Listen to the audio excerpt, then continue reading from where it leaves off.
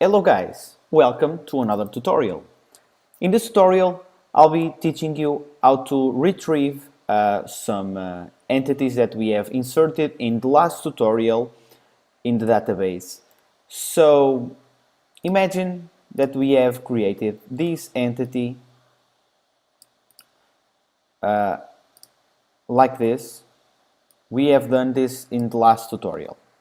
Imagine that I want to search it maybe by owner or maybe by name. We don't know. People want to search stuff.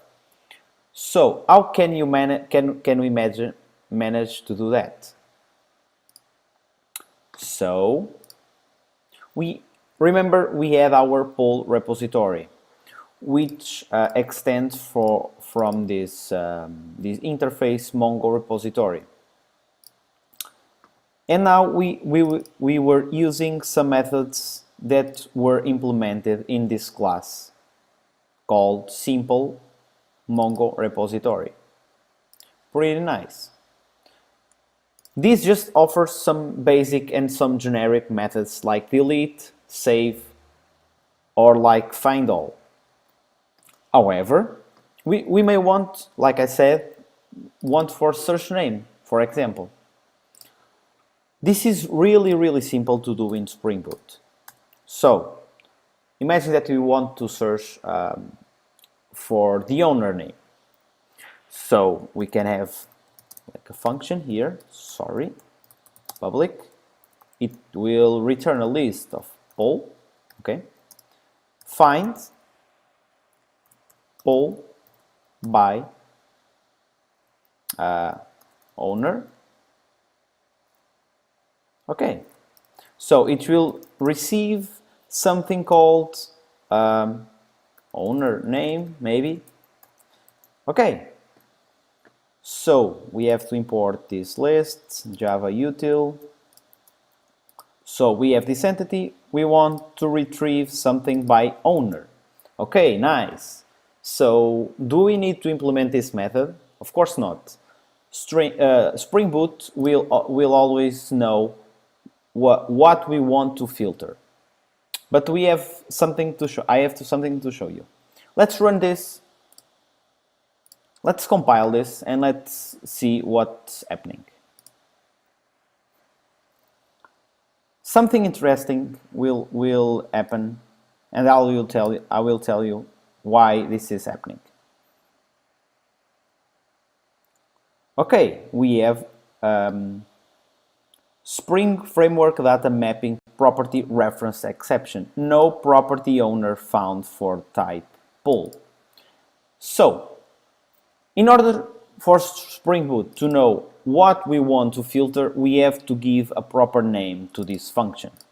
So, we have to always start with find, like find the entity name by, and the entity property. In this case, the entity property is owner name. So we can use camel case, owner name. So this is the property, entity property. All right. So what is wrong here? It's find poll by owner name. As simple as that. This needs to match this.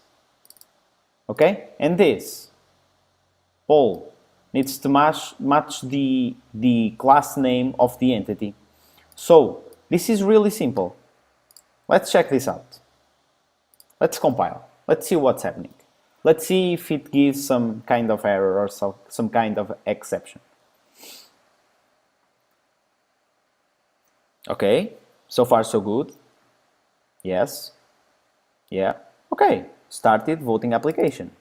Yeah, this is running, but will it actually work? Let's find out. So let me just bring this here. So we are saving, let's for example, poll repository dot find poll by owner name. For example, this poll, in this poll, the owner name is Ricardo. So let's find it. Let's insert another poll. We can create another one. Yeah, let's create another one. So I'm lazy, so I'll just copy and paste. This will be poll 1, poll 1. This will be options 1. Sorry, options 1, options 1. Sorry, options 1. Okay, and this owner will be Manuel.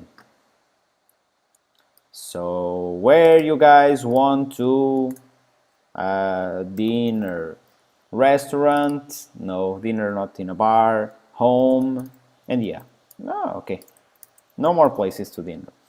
So options 2, just for coherency, this is 1, 1, 1, 2, 2, and thank God 2, and this will be poll 2. So we want to save these 2 polls, okay? Let's save them. All right, and let's find by poll owner name. Let's print this out so we can know which entity it returns. Yeah, okay. Query results, and okay, so far so good. So will it work? Let's check this out. Just pull this up, wait for it to compile, and we are waiting. So query results, it retrieved the owner name Ricardo, and we have just one base, one result, just one result was returned. Imagine that I want to return the second one, so Manuel. Okay, so stop this, sorry, let's compile again, and yeah, this should actually return this poll and not the previous one. Okay, compiling, yes, Manuel, we have the options restaurant and home, so pretty nice, okay? So this is basically it. We can filter for whatever we want. So imagine that we want to filter by poll name. It's really simple. Public list poll. Assuming that this poll name it's not unique, it will return a list. Find entity name poll by entity property name string name. Actually, I want to change this because poll name. Okay, maybe poll name. All right. Let's refactor some code. Let's refactor some code. Okay. Code was refactored with success. So by this will give an error, you know at what will happen, so poll name. We can use camel case if we want to. I like camel case. Okay, so poll name. All right, let's find out if this is working. So we can comment this out. So system out. And in here we have query result, and so we have poll repository. What? No, poll repository dot find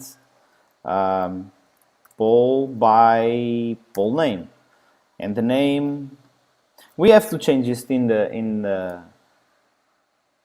next tutorial, maybe on this, because this is like a poll question and not the poll name. So, okay, where do you guys want to go? So, run. Let's run. Let's wait.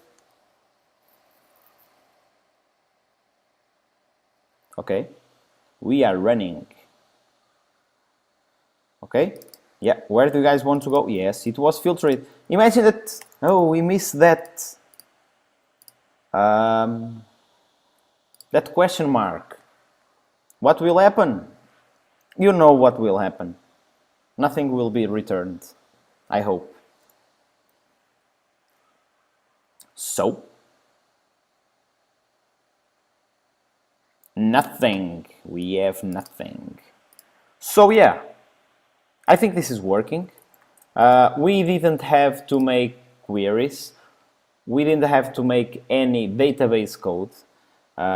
In fact, we just had to declare these two methods and just start working.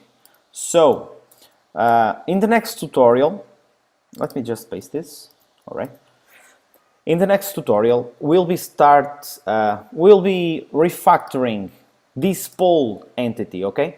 Because we have so much more properties that we may want to add, like a poll title or like a poll name, but this is like a poll name and we want a poll question maybe. And we want to do more stuff have um, have some hashes that we want to insert in the poll, so that one hash will allow maybe a user to just see that poll, another hash will allow the user to edit that poll, so another hash maybe for vote. So it's like permissions for a given poll. So we will do this in next tutorial. I hope you guys have enjoyed this little tutorial. This is quite awesome. So guys, stay awesome, keep smiling, and I'll catch you in the next tutorial. Goodbye.